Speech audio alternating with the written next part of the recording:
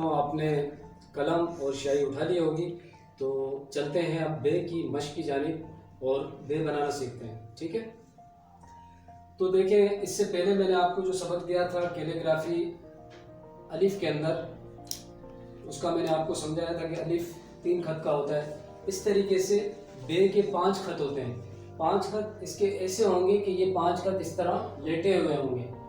1 2 3 4 اور یہ 5. یہ 5 ہم نے اس طریقے سے خط لگا لیے، 1 2 3 4 اور یہ 5، ٹھیک ہے؟ تو ناظرین، اس طریقے سے آپ کو اس کا حساب لگانا ہے. 5 خط ایسے سیدھے آپ کو لے کے آنے ہیں. اس کے بعد نوک سے نوک ملانی ہے. یہاں ایک نوک آپ کو بنانی پڑے گی. یہ نوک سے آپ شروع ہوں گے، اس طرح آپ یہ لے کے آئیں گے بے کو. یہ آپ بے کو یہاں اس طرح لائیں گے اور یہ پورے 5 خط کے اوپر آپ کو یہ ختم کرنا ہے. دیکھا ناظرین، یہ آپ کا بے اپنی بالکل اصلی شکل میں آ گیا. اب آپ کو کیا کرنا ہوگا؟ اب آپ کو یہ کرنا ہوگا کہ بے کا جو نقطہ ہے وہ ایک خط یہاں چھوڑنا پڑے گا آپ کو.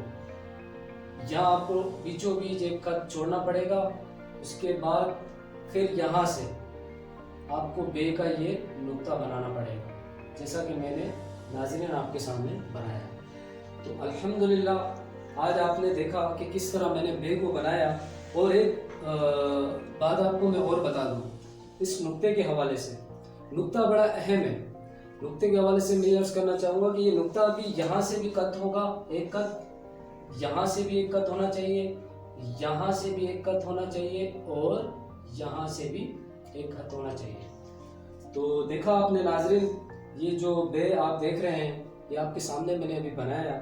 یہ اردو کیلیگرافی کی آج دوسری مشق تھی جس کا سبق بے تھا اور اس کے اوپر میں نے روشنی ڈالی.